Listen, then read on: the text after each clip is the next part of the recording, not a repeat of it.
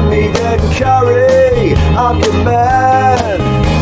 Cause how we all lose it is a mystery. It's like the changing of our wardrobes from a dire history.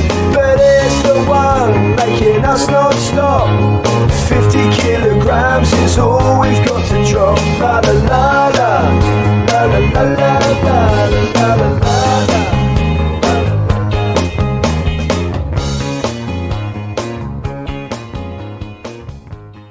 Hello, 50 kg droppers. Today we've got a very special guest, a man that is a triathlete nutritionist. I'll let him do his own introductions because, you know, mine's regularly getting critiqued. So, yeah, welcome, James. Is it LeBaigue?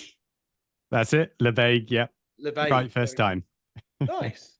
James, thanks very much for coming on the pod. Gave you a bit of context before the pod of kind of how we're here and everything. We've got an extraordinary amount of questions to ask you, but before we get going, if you could introduce yourself, your services, what you do for our listeners, that would be really handy. Yeah, sure. Well, thanks for having me on. I've been looking forward to chatting with you, actually. And your questions, which you sent over, I think are great. So actually, I'm really looking forward to going through them. So yes, my name is James LeBaigue, and I have two jobs, essentially. So one of them is that I work in general practice or family medicine. So I'm an advanced clinical practitioner, and I have a role pretty similar to a GP or family doctor. I also work in sports nutrition as well. So I'm a registered sports nutritionist.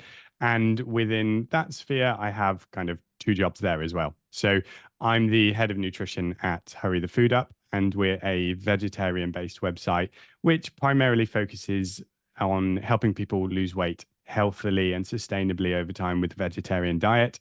And then I have my own company, Nutrition Triathlon, and I work with amateur and professional endurance athletes. And when I say athlete, it's pretty much anyone who just wants to get involved with endurance sports. So whether it's kind of looking at weight loss and doing a bit of running, whether it's someone doing their first half marathon, all the way up to people doing Ironman triathlons and working with elites, I kind of cover it all. So I do quite a lot of different work, but it's all super fun and keeps me busy. Lovely. Very busy, I should imagine, with all that. Yeah. I've got to ask you about marathons, right? So I completed the London Marathon last year. Completed is the optimum word. It took me 7 hours. I didn't really complete Couch to 5K beforehand, but just went, right, you know, time to get it. And prior to that, I got pointed in the direction of Precision Nutrition as a website, which basically you're meant to put your dimensions in, height, weight, that sort of stuff. And then they give you a pack of nutrition that you're meant to put in your body when you're running a marathon. Halfway through the marathon, my hands had swollen, my legs had swollen, everything had swollen because I took too many salt tablets, according to the ambulance woman. What is the actual recommendation of a marathon runner? And we also had a guy messaging talking about the gels and the kind of science behind a gel and what does that all mean. So if it's all right, I'll start there because that's been bugging me for months. That's fine. So show the photo, Ian, of your hand as well. Yeah, I mean, it sounds like that was pretty impressive then. Well, yeah, you know. Yeah. I was 160 kilograms when I did it. So fair enough. Yeah. Well, it's a pretty great achievement anyway. So, okay, in terms of salt intake, sodium intake when you're running, it's more important rather than just talking about intake like over a marathon or over any distance. It's actually more important to put it in perspective of how much fluid you drink, because the amount of salt you have and salt capsules you basically, whereas something like carbohydrates, you might say 30, 60, 90 grams an hour, you can't say 250 milligrams of sodium per hour. You have to put it per liter of fluid. So the recommendation is for about 500 milligrams of sodium per liter of fluid. There's quite a variety in how much you should consume, and it does just depend on personal physiologies, like how much you sweat how much, like what the temperature is, the climate, that sort of thing. So people in their sweat can lose anywhere between maybe 250 milligrams of sodium up to about 2000 milligrams of sodium per liter of sweat. So you have a real big variety. Interesting you said about that though. So do you know how many tablets you took? The website told me that I should be doing, I think it was like one every 10K maybe. So I was And doing that, but I wasn't running after the 14th K because right. I was just fucked. So Yeah. I was walking and I wasn't sweating as much. Okay. And so I mean, I guess then you took one every so what, you took 4 over the whole race? Yeah, and then I also had some solution in. I had like a backpack with some sort of solution in. I was told Okay. to drink that. I was drinking that. I think that had more sodium in it. Yeah, normally. And then I'd had like gels, water, that sort of thing. I Okay. was walking around like the Michelin Man. Yeah. I mean, hard to say exactly, and without kind of going properly through it. But I guess as a reference point, it wouldn't be unusual that I would recommend to someone to have. It does depend on how much is in the salt capsules. I think probably if you're talking about the ones from Precision Fuel and Hydration, it's normally 250 milligrams of sodium per capsule. I would normally recommend, or might recommend, kind of 2 or 3 of those. When you look at it like 500 milliliters of fluid, that would probably work out per hour. So it wouldn't be unusual for someone to consume 2 an hour of those, like for a long time, or even 3 an hour. So hard to say. I mean, off the back of it, it doesn't really sound like you might have been consuming too much, but there's lots to unpick and potential reasons why it could have happened, not necessarily just because of that. I had that water in my back. Then every single station I was stopping at, I was getting a drink because I was Right. worried about getting cramp. So I was trying to Yeah. avoid So that. because the reason I say about it's more important to consider the sodium intake per liter of fluid is that's actually far more important, because one of the things that people can end up doing in the marathon or any endurance event is they actually overdrink with water. So they drink too much water. And what happens is you actually end up diluting the amount of sodium in your blood. So you actually have low sodium levels. And it's because people just keep consuming water because they're hot, sweaty. And that can lead to problems as well. That's what the ambulance woman said. She said, just do not consume anything more. And I had another Yeah. like 5 miles or whatever it was to go. Right. I mean, it could have actually been you had too little fluid, sodium. It's one of those. It's so hard to say, especially in retrospect. Yeah. But Fair enough. Well, that's not the point of the pod. That was me just, that's been itching my brain for months. So, in short, I'm about 156 kilograms at the moment. Bob, you're What was I this morning? 166 point something, was I? yeah. John? Yeah, about that. 118. 118. Yeah. We're on a weight loss competition for the month. That isn't really the point. The point is to try and consistently lose weight for a period of time. Tried keto, tried all forms of different diets in the past. Diet strategy I'm going for at the moment, 2,200 calories a day, loads of walking. And then now I'm going to start introducing some like gym sessions, boxing sessions, that sort of stuff. Bob, what's your strategy? Almost exactly the same. Not doing the boxing sessions, but I am doing a lot of walking and a lot of weight sessions. Yeah, I've probably doing like I'm trying to exercise every day. The last few days I've done twice a day. Yeah, just trying to, but nothing that take like like I say uphill walking, for example. Nothing that's going to injure me. And John? I was going for 1,500 calories a day, so I was trying quite extreme calorie deficit and calorie restriction.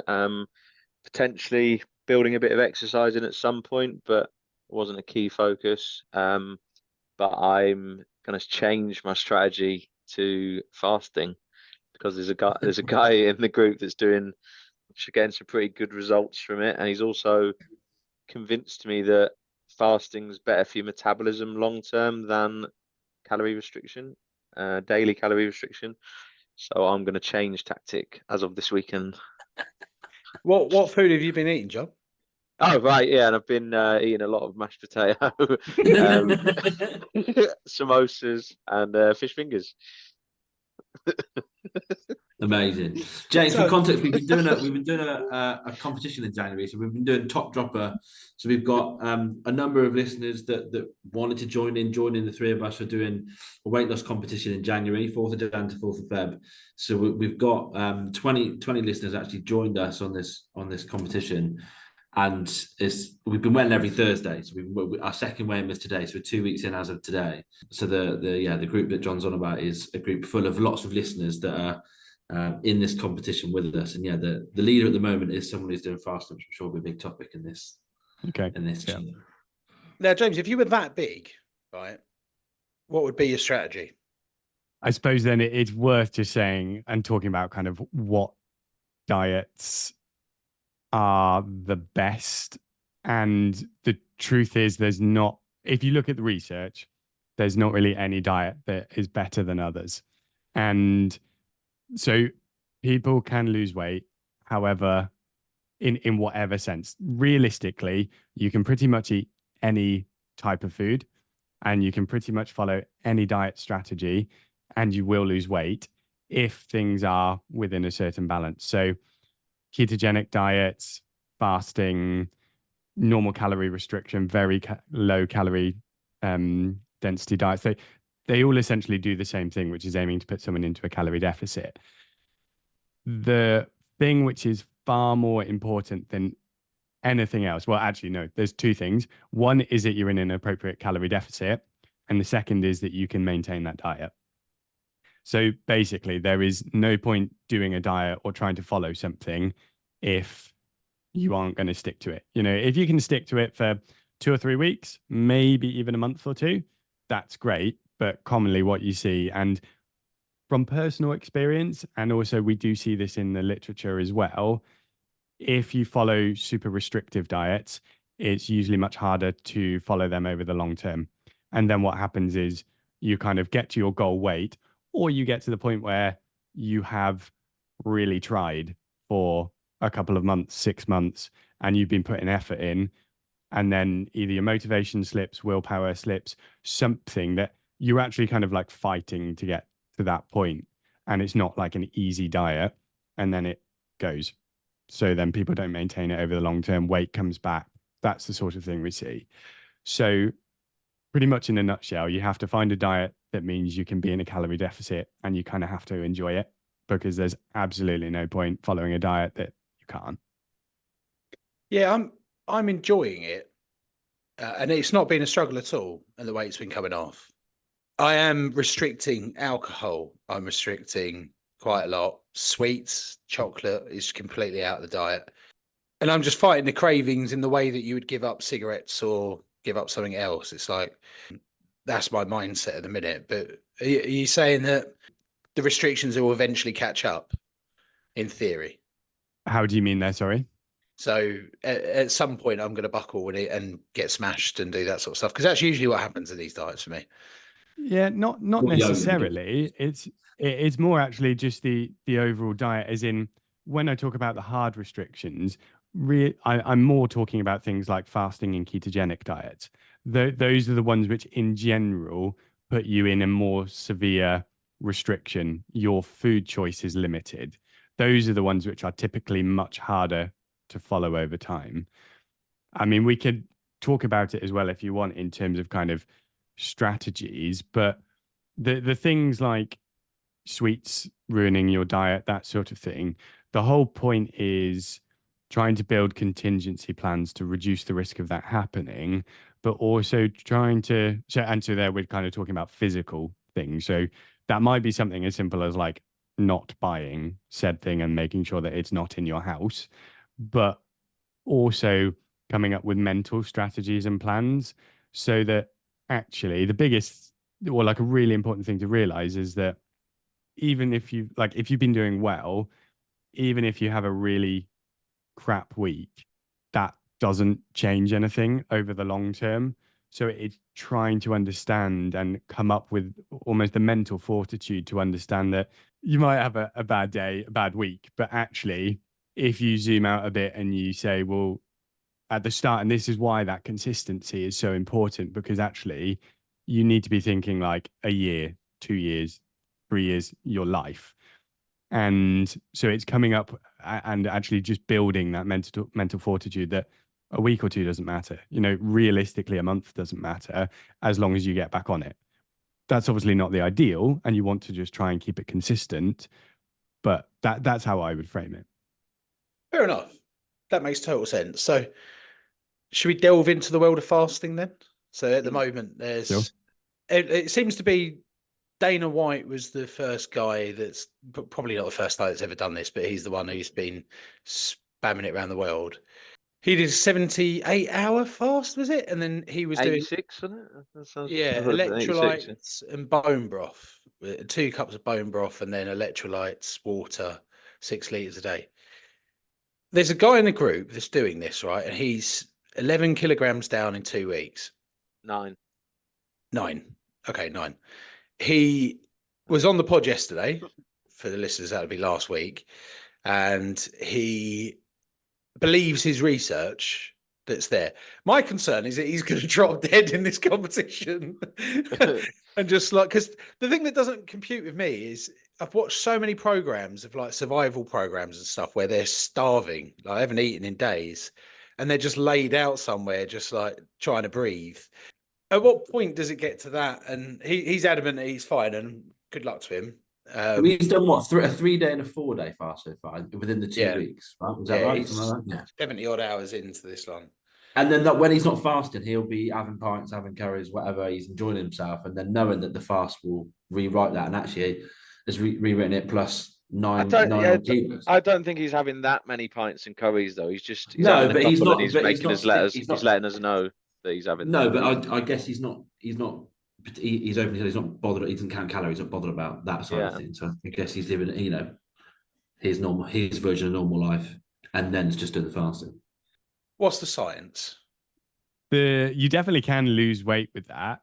And it really still just comes back to overall calorie amounts and calorie deficits, because in that 72 hours, he's not eating anything, and therefore his body is going to be using its own stores to help generate energy.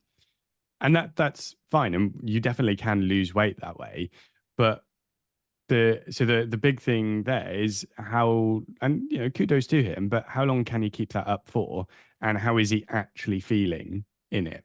Is this sustainable? I don't know how much this chap has to lose, but is it actually something he can do over time? And also, when he's doing those fasts, how is he feeling? Is he enjoying them? Is he able to concentrate at work? Is he snappy? All of these things, which actually there's more nuance to it, and there's no real science or data, that suggests fasting is really any better. So there is the whole thing about like, does it increase your metabolism and autophagy? This is that big word that gets thrown around as well. It's the same if you follow a calorie deficit diet. So if you're just in a reasonable calorie deficit, you're getting the same sort of results. So unfortunately, and it's the same as things like time restricted windows, there's no magic to fasting. It's you're finding a method which allows you to get into a calorie deficit. If you're not eating for 3 or 4 days, you have to eat a lot in those other periods to make up for it, in the sense of like, you would have to eat a lot to be able to balance that out. So it's the same as if you just ate 1 meal a day, you would lose weight, and you're not fasting as such, and you're eating every day, but your calorie amount is so much lower that you're still going to lose weight. What about if you're long-term impact on the metabolism? That's the key one for me, and the key thing that Max is saying, that when you fast, it's not going to sort of permanently damage your metabolism. He's got some book where he's read that. Whereas, eating 1,500 or 1,700 calories over an extended period of time can permanently damage your metabolism. By many accounts that I've read. So is that true? Not really. So there's an element of that, but there's some nuance to it, in that as if you're in a calorie deficit and you're in a calorie deficit every day for a long period of time, your metabolism definitely does start to slow, because your body is it's very clever, and it notices that you're not getting enough food and enough to kind of maintain its normal day-to-day processes. So what it starts to do is slow things down. It slows your metabolism, because the slower your metabolism goes, the less calories you use. So it starts essentially slowing things or switching parts of your body off. Females, it's one of the things which is all the rage in sport at the moment, for good reason, but females can lose their periods. And that's because their body has noticed that they aren't having enough calories. It needs to preserve some energy for its other vital functions, because reproduction in that sense isn't vital, and it shuts them off. Wow. I read that in Exercised, was a book that I read recently that was saying that if you're in a really big calorie deficit, your body stops the reproduction because it's conserving energy and stuff like that. It makes total sense. That's actually that book makes sense. So just with that in mind, so I'm massively overweight, right? So say I can continue this diet that I'm on, which is I've set 2,200. Most days I'm under 2,000, right? So I'm in a caloric deficit because my maintaining calories, I think some website told me it was like 3,200 or 2,600 or something, right? Because I'm a big chap. So for me to lose this weight, it's going to take me months just doing what I'm doing now. Or what we're saying is, basically what we're saying is in a few months' time, to carry on and lose my weight, I'm going to be by default slowing my metabolism down by the end of it. Yes and no. And so what you can do, there's different strategies to essentially reset. So you can have what's called refeeding periods. So you essentially imagine if you followed. I mean, it's almost the same as having your curries and pints between the days of fasting. But so if, let's say, you stick to your amounts now and you keep losing weight and it's really sustainable, and then in 3 or 4 months you find you're doing exactly the same, you're doing the same amount of exercise, you're eating the same amount of food, but you've stopped losing weight. Now that might be because you have just got to the point your metabolism has slowed down. You need to change things. You could have less calories, but actually that's probably not the right thing to do, because what you need to do is reintroduce some calories back to your body so it says, okay, things are all right, and it resets you back to balance. So usually what we suggest is 1 to 2 weeks of a refeeding where you go up to maintenance or slightly above, you reset your metabolism, and then you start again. So it's not anything too dramatic. To confirm on that, every 2 weeks you'd have 1 day of that. No, so it would be for 1 to 2 weeks. You would have for 1 to 2 weeks, you would have every day being back at maintenance calories or back just over to reset your metabolism. After how long of under eating? Same period, 2 weeks. Just depends, really. Keep on with what you're doing, and if you get to the point that it's not working, it can't be 2 weeks, John, because otherwise it would be 2 weeks on, 2 weeks off. And you could realistically go for months like this, and at the point where you stop losing weight, you just have to honestly ask yourself what's changed. And if you can truthfully go through everything, say, I haven't started snacking more, I haven't started sneaking in a couple of pints, something isn't different, then actually then that might be worth a refeeding strategy. I genuinely thought you were saying 2 weeks is up, and I'm like, Deliveroo. We're 2 weeks today, aren't we? Yeah. No, afraid not just yet. But do you know what's interesting though, James, is that we've had someone else on here recently, a guy called Brian O'Keefe, and he lost a huge amount of weight. So he lost 10 stone in 7.5 months. And what he was saying is how he did it was big caloric deficit that went on for months, and then basically when you find that your calories, so he said do 2,200, for example, set that as a kind of guide, which Ian and I have both adopted. And then when you realize it slows down or you're not losing the same weight, and then just reduce, which is then he goes to the 1,800, 1,700, whatever that might be, that makes sense what he's saying. He's hitting that point that you're talking about, because he lost, he is consistently sticking to it. And then he's just slowing his metabolism down, I guess, which is then meaning he's having to go more drastic to continue the weight loss. Yeah. what about permanent damage to it? Because Yeah. I've heard that you can permanently damage it. I'm That you not can't. aware of any permanent damage that you can do through it. So and again, if Okay. you are doing this where every 2 or 3 months or at the point where things slow down, you're then being sensible. You're not doing it too drastically to start with. That's also really important. And then you're having these refeeding times.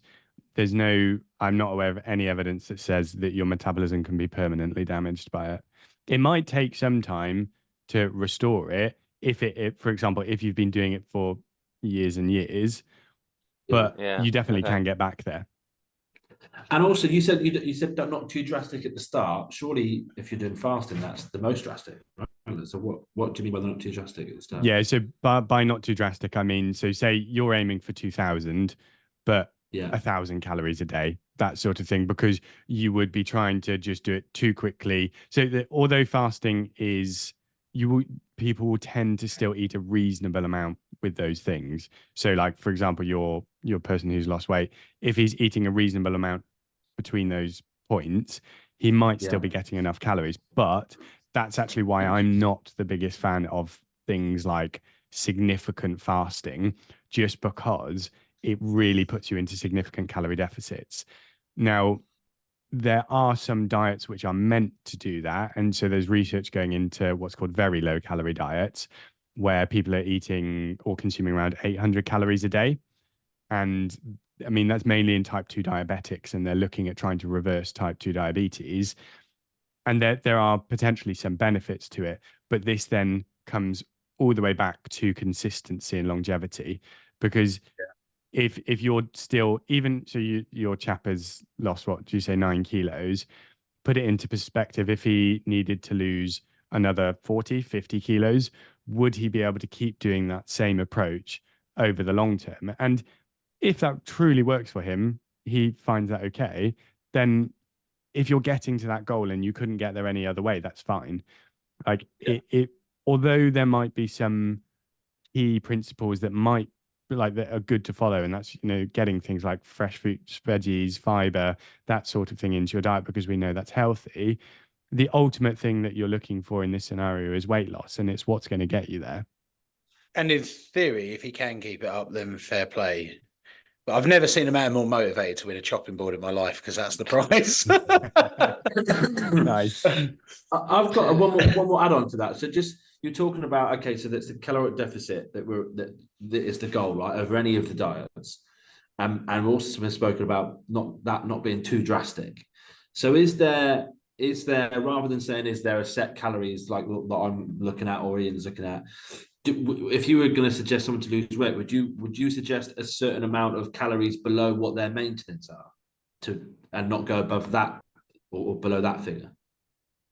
Yes, within reason. So the kind of, I guess, gold standard, and this is based on losing the highest amount of, or the highest proportion of fat versus muscle, is 500 grams to 1 kilo of weight per week. That's the sort of amount that you would get the best preservation of muscle mass, which is essentially yeah, 500 grams of what? Sorry, half a kilo half to a kilo, so 0.5 to 1 kilo of weight per week. That's kind of like the right. gold standard of like losing weight at a rate that isn't too fast, and preserves that's not muscle. quick enough. But perfect for the Premier League, though, gents, isn't it? That's the guidelines. Yeah, it's good for the Premier League. Yeah. No, and but this is really the trouble, and like, I know you say that, but that's something to kind of pick you up on, is it might not be quick enough. And I think that's a really hard thing, but that's why we're talking about like consistency over time and actually the mental fortitude behind it, because we all want results, right? And if you start losing weight, you want to see the scales change. You want something for your effort. And I totally agree. And maybe at the start it's really motivating, but again, it then just comes back to, can you keep that up? And the heavier you are, realistically, the more weight you have to lose. You could go above that, but again, it just comes back to, can you stick to it over time? Because if you do it for say you manage to lose 2 or 3 kilos per week, and you do that for a month or two, and then actually it's just been too tough and you blow it out the water. It's like, it's the tortoise and the hare. If you lose a kilo a week and you keep that up for a year, you've lost 50 kilos. What would you prefer at the end of the year? Yeah, no, I get it. And that's exactly the point of the pod, right? Yeah. That's why the Premier League, I think, makes it. So we're doing another competition from Feb onwards till May, where it's 3 points if you lose 0.5 of a kilo. If you're in between 0 and 0.5, it's a draw. And if you gain, there's no points you lose. So whoever wins the most from that. So that kind of regular 0.5 loss throughout the thing could be the route. Okay, I feel like there's been as big as I am though, and some of us in the this competition are like doing a kilo a week. Like, I don't think I'm doing anything drastic at the minute. Like, I am just walking a fair bit and eating 2,200 calories, which is not far under what an average male should take. Isn't it? It's about 2,500. You can correct me on that. But like, I don't feel I'm being particularly drastic, and I'm losing a lot more than a kilo a week. I mean, so we're only 2 weeks in. Yeah, you're in a calorie deficit of like 2,000 because of your weight. So you're, those guidelines from the NHS are, the 2,500 calories per day for a male is based on kind of average normal weight male with 30 minutes of exercise, I think it is. So it's intended, those guidance is intended for that. Your calorie expenditure probably is going to be significantly higher than that. And that's because if you have more weight, you're having to use more energy to move that around. Sure. And you're still in a reasonable amount, you're still consuming reasonable calories there, because so then it comes back to, if we talk about like the metabolic rate slowing or your metabolism slowing, the way to think about this is how many calories you're having above your basal metabolic rate. So your basal metabolic rate is the rate that your body, or the amount of calories your body needs to kind of carry out its normal functions if you were just resting, essentially.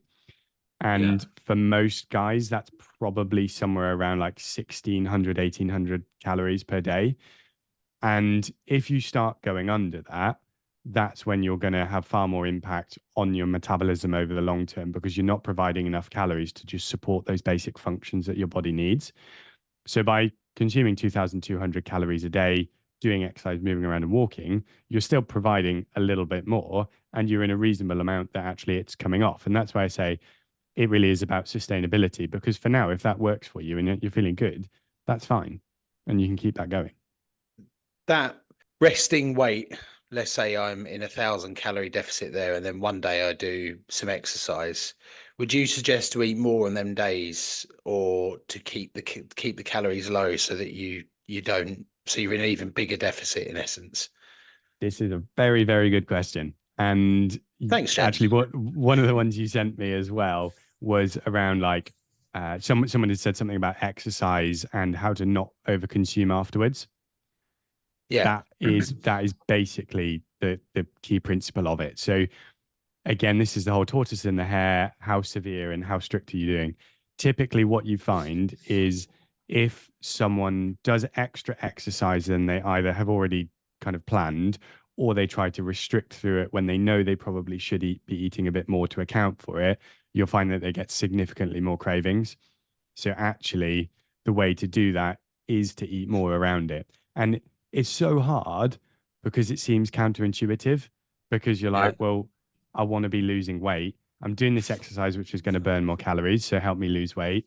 I don't want to eat. But actually, and it is really common that then people get far worse cravings. It might be later that day, or it might even be the next day or two. People feel far hungrier, and then they struggle to control their eating. Whereas actually, if you eat properly at the time, you recover well, and you understand that your body is still a functioning thing and it needs calories, then you generally do much better. That makes total sense. From the walk from Millwall, I just stared at pies for like 10 minutes. I just zoned out. I was just like, John, I think you fall foul of that quite a bit. You always go What's really that? drastic, and then you're like, I'm starving. But like with the way your approach is like gun ho all the time. I think that probably is right for you. If yeah, Yeah, up your I'll calories be honest. basically. I didn't hear Ian's question. I heard Basically, the answer, but I was trying to work out what the question was. I was doing it backwards. the question was, should you eat more if you're in a calorie deficit and then exercise? So should you eat more while you're exercising? Brian O'Keefe reckons you shouldn't because in theory is a good day. But Eat the more craving, before, or what or was yeah, it? before or after, whatever. Like on that Okay. day that you're exercising, should you eat more? Yeah, Yeah. and it's especially after, I would usually say. It depends on how long you're exercising for, but typically if you eat well afterwards as well, tends to blunt the craving response later on. Yeah. So I think, Bob, I get more. It's not really exercise. I'm just under eating and then get cravings. Right. Yeah. So James, you would suggest then, before we move to the next question, then basically any diet that's where you're not doing like fasting, for example, you would suggest at least be having the calories of your basal, what was it, basal metabolic intake. Rate. But to be Yeah. honest, I think because I checked my basal metabolic rate, I'm pretty sure mine was 2,600 because of my weight. So that would mean Ian and Bob would be higher than that. So I think they are under eating based on that. Yeah, Makes sense. I've been craving like mad, so it makes total sense. honestly, it depends. It's so hard to say. So like all of the algorithms and apps and that sort of thing, they will give a ballpark. The only way you can truly know is you go into a lab and you do the testing there. Okay. So I can't really say. But to eat under your basal metabolic rate would just slow your metabolism. You're not damaging yourself. It You're not hurting yourself. you're not damaging yourself as such. I mean, It only slows it a little bit, right? And then I mean, sort of, it's hard because it is a bit more nuanced than that. In that, if you yeah. continually do it for a long time, you do, and that's why I was saying about like females losing their period. Unfortunately, Yeah. guys especially don't necessarily have hallmarks of that because we don't lose our periods. Could like Um, not be able to jizz or something. I mean, it actually does affect fertility. So Yeah. I love like the little So- school kid in you just went, I have to say it. you can eat under your basal metabolic rate and not necessarily have complications, but you don't want to do it too strictly or too severely for too long. And this is then again just it sounds kind of boring, but it's back to consistency and what you can do over time. Because the more severe you do it, the harder it becomes over time. And is there a figure on what the average male is? Because you mentioned before 16 to 1800 was your suggestion in your example. Is that because that's an average type figure? That's roughly. Females will probably be around kind of 1400 to 1600. Okay, so Gotcha. you mentioned at the start that you run a kind of, was it vegetarian / vegan or both? I mean, a vegetarian food website, but we have vegan recipes and stuff as well. What's the benefits of a vegan diet? Yeah, good question.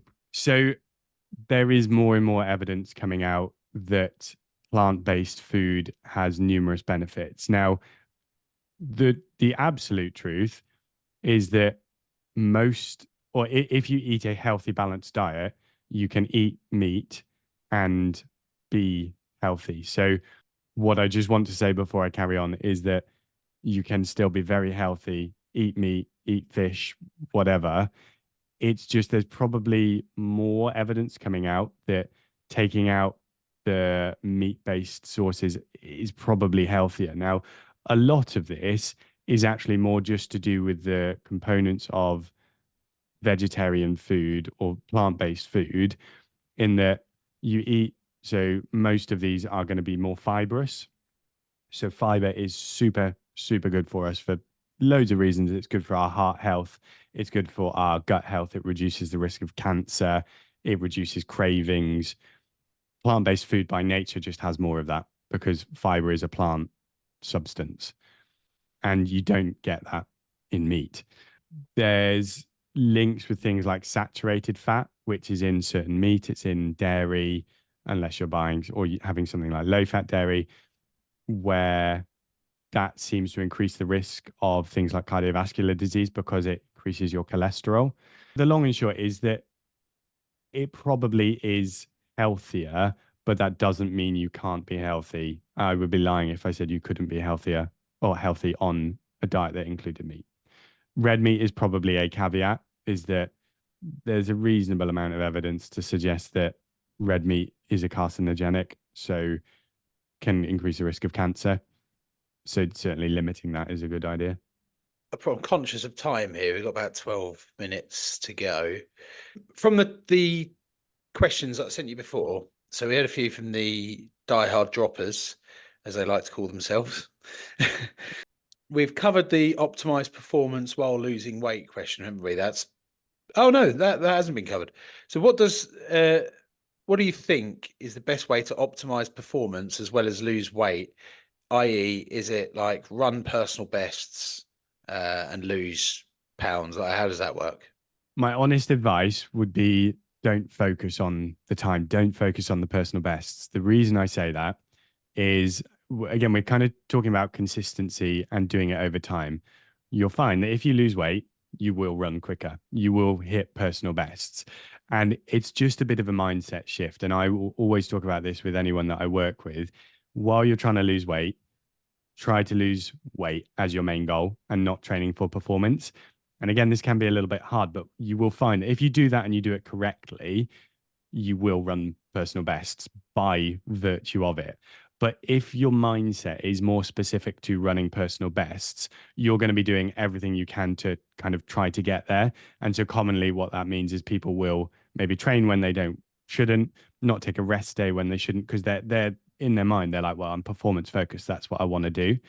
Whereas if you just take that bit of pressure off and say, you know what, I'm going to treat my body with care. I'm going to give it some respect. So I'm going to still give it some food.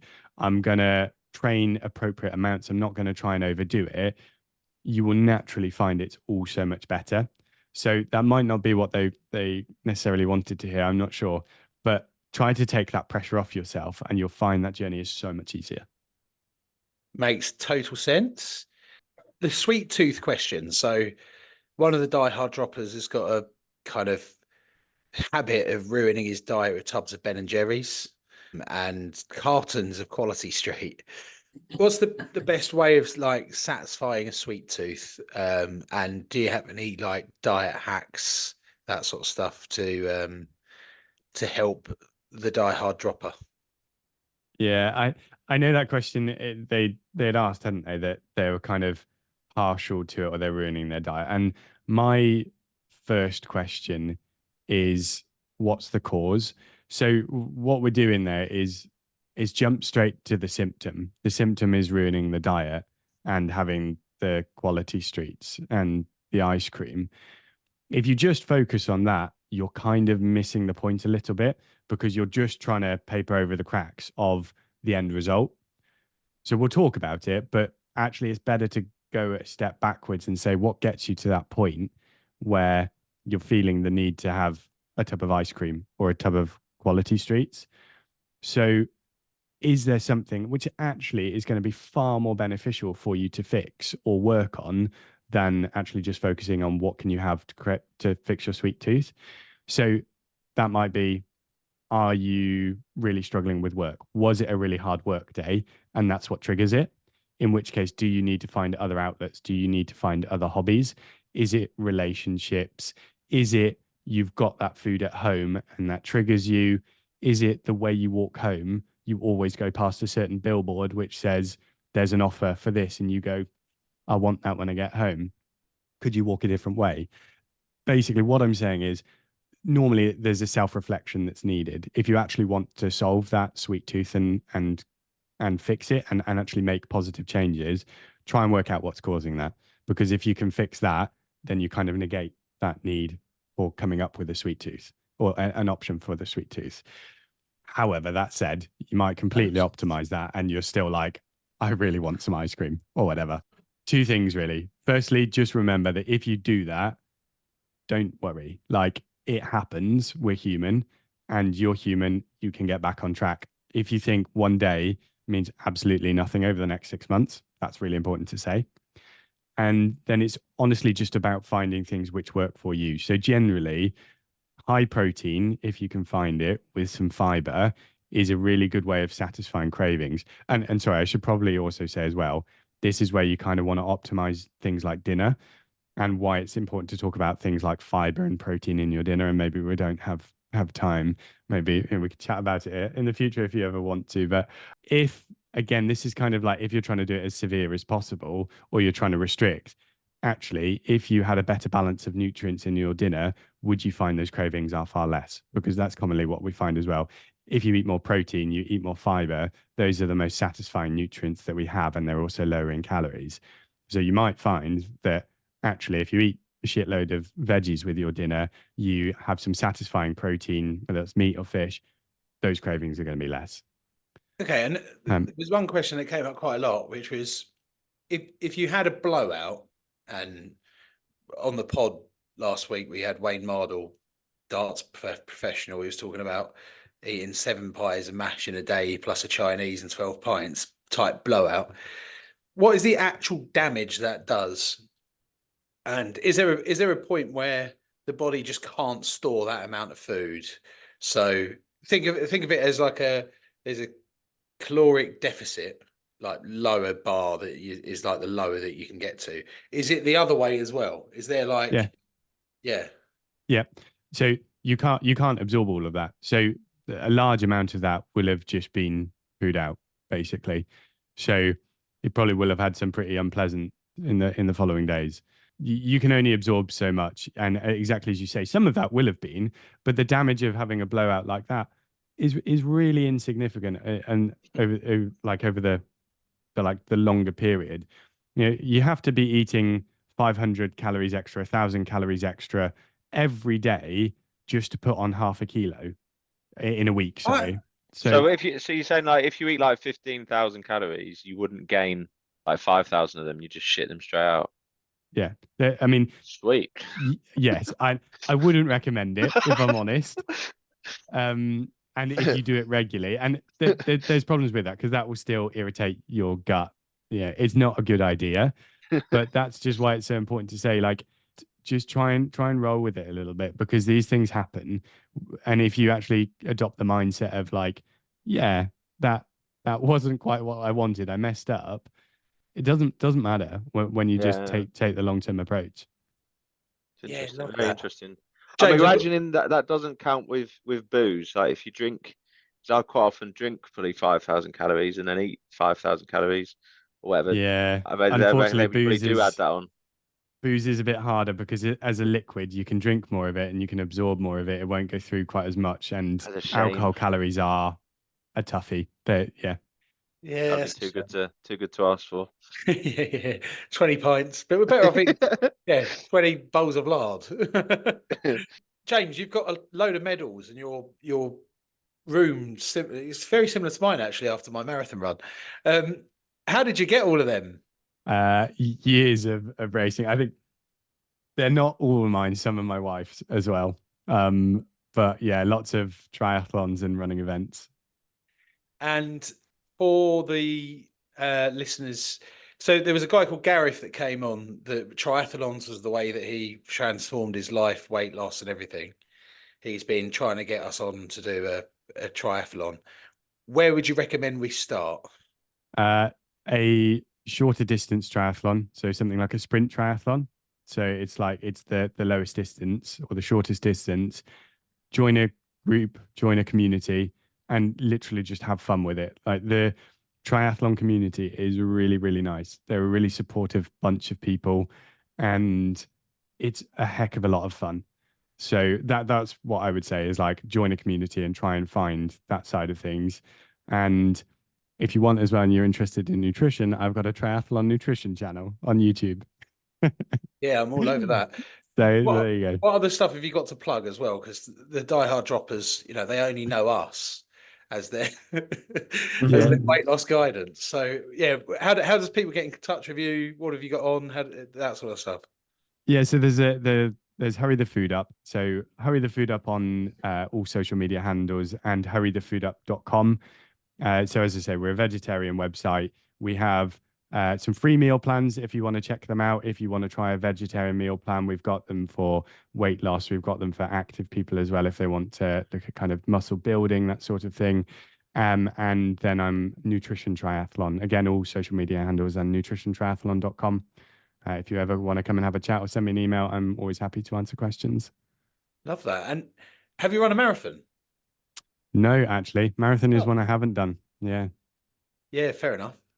That's future. I mean, I expect the first time I do one will probably be during an Ironman. That's kind of what I'm expecting. Fair enough. So you're going for like a crazy one? I will probably. It was going to be this year, but because family circumstances have changed, I've decided to delay that for a year. Yeah, fair enough. Understandable. Did I read somewhere that you work with a British triathlon team, or you were coach at some level with the British team? Yeah, so I mean, I'm a British triathlon qualified coach. So I'm a level 2 coach, and I've also raced for the Great Britain age group team in triathlon as well. So I raced in the European Championships a couple of years ago. So you're like rapid. Like, I'm reasonable, but I still get absolutely blitzed by the fast guys. And fast guys and girls. What's the strongest out of the three? Probably bike for me is what I'd say. I think the bike will be fine. It's bike, swim, and run, right? Yeah. And it's normally swim, then bike, then run. What happens when you're wet though? Do you dry off and then change? No, well, it depends. And certainly if you're doing a sprint triathlon and you're doing it as the first time, like you don't need to worry too much about equipment in terms of like being super slick. And so some people, when they're doing it a lot, they'll try and go through transition, which is the area you go to like between each discipline. You can just take your time. But yeah, basically you wear something like a tri suit, or you could wear some cycling shorts, and then you just wear that through the whole thing. Or if you want, you can get changed in transition, especially if it's your first time. That's fine. Well, yeah, it might take me a day to do each discipline. I might have a little lay down in between as well. That's amazing. James, thank you so much for coming on. If you're up for it, we'd love to get you back on and chew your ear off a bit more about all of this sort of thing. But yeah, thanks so much again. That's thank you, James. insightful. And I've learned loads from that. I have. Yeah, I think you've actually turned my head away from doing a mad fast just to be. Yeah, me too. I think I've sort of changed mind again. Well, I tell you what, we'll do it again in a little while, and you can tell me how you've got on and what you've ended up doing. Yeah, nice. Just quickly before you go, is a high mash diet a recommended thing? Yeah, what's your thoughts on mashed potato? Because I find it fills me up. Like, have a big bowl of mash, and then I'm just not hungry. Yeah, honestly, that's fine. Like, if you find that that's okay and that works for you, my advice to take that the next step further is just add a couple of what we call non-starchy vegetables. So like broccoli or I know some spinach leaves, that sort of thing. It'll fill you up even more, but won't really be any calories. Nice. There you go. Nice. That's the way to Thank perfect the mash diet. Love that. Love the mash diet. James, thank you very much. Cheers, James. Appreciate that. Thank you very much. No worries at all, chaps. Good to speak to you. Cheers. Bye.